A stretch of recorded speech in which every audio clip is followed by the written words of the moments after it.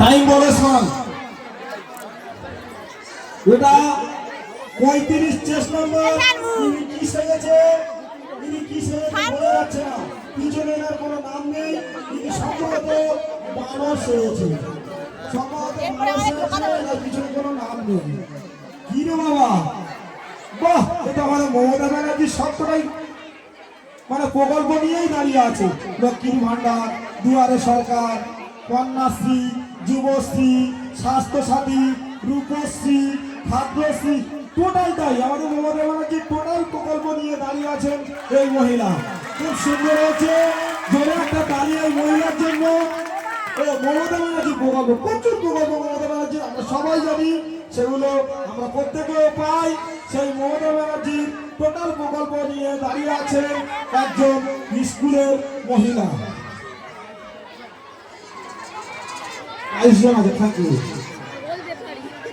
আর কারো বাদ করলো বলার জন্য, এই যে মেয়েটা আমার বাদ করেছে, এখানে কি আছে মেয়েটা, একটি গাছ মায়ের সমান। অবশ্যই একটি গাছ মায়ের সমান, শুধু না, একটি গাছ অনেকগুলো প্রাণকে বাঁচায় এবং প্রাণের সমান। তাই গাছ লাগান, গাছকে ভালোবাসুন। এই গাছ না থাকলে আজ পৃথিবীতে আমরা থাকতাম না। যদি গাছ না থাকতো আমরা যে নিঃশ্বাস নিচ্ছি এটাও নিতে পারতাম না, কেননা আমরা সবাই জানি গাছ অক্সিজেন দেয়, আমরা নিই, আমরা কার্বন ডাই অক্সাইড ছাড়ি, সেটা গাছ নেয়।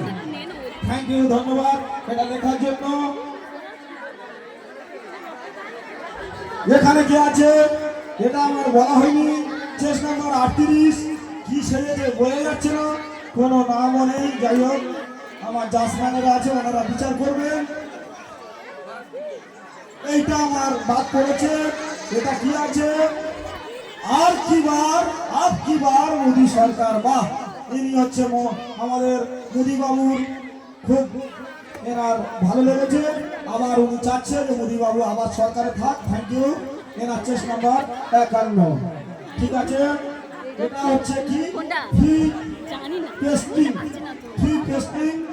এই দাদা ভাই সেজে আসে, আচ্ছা প্যালেস্টাইন, আচ্ছা আমার বলা ভুল, প্যালেস্টাইন। এই বাচ্চাটা প্যালেস্টাইনের পতাকা নিয়ে দাঁড়িয়ে তিনি প্রতিবাদ করছেন। আর পাশে 15 নম্বর চেস নাম্বার, এনার নাম্বারটা হচ্ছে 15 নম্বর চেস নাম্বার।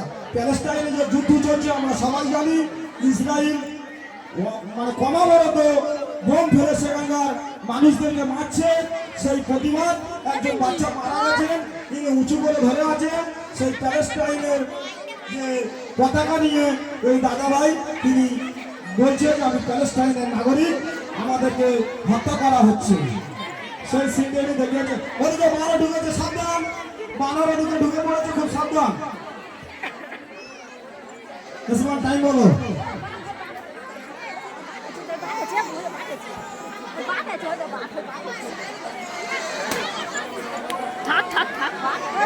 এইটার বলা বাদ দিয়েছে, এটা চেস নাম্বার 2।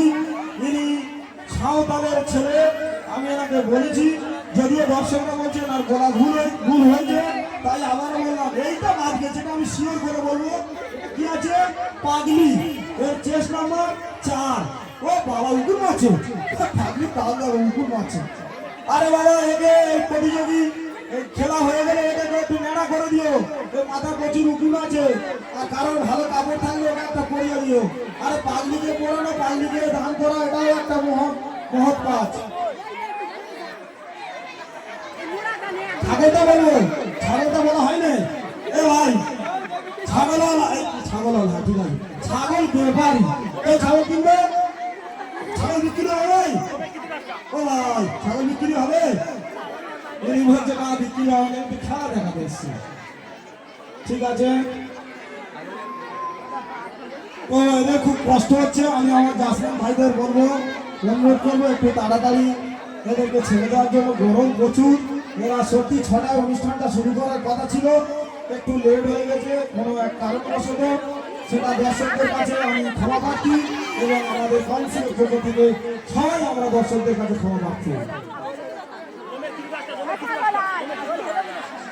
সত্যি আমার নতুন জিনিস আমি এবছর দেখলাম খুব সুন্দর, আমার ভালো লেগেছে। অনেকগুলো আইটেম, যেমন এই যে একটা দাদা ভাই, ইনি যে বাইরের একটা মুভির পার্ট নিয়েছে, অটোমেটিক গানাটা ঘুরছে। আমার সত্যি খুব খুব ভালো লাগতেছে, আমার খুব ভালো লাগতেছে।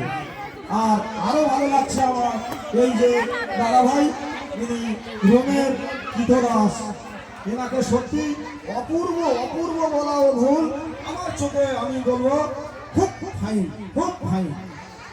আর বাঘও খুব ঘুরছে, বাচ্চাদেরকে ধরে রাখবে। বাঘ সবসময় আশপাশ দিয়ে যাতায়াত করছে, কারণ কামড়ালে বিপদ হতে পারে।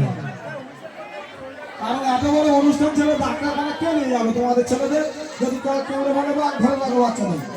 এই একটা যে দাদা ভাই, আমার সত্যি ওনারও খুব খুব ভালো লেগেছে। আমার খুব সুন্দর এক মহৎ কাঠ, এবং সেজেছে খুব সুন্দর। ইনি হচ্ছে স্ট্যাটু অফ মাইকেল লুসিফার, এনার চেস্ট নাম্বার 50। আমার চোখে এটা খুব ভালো।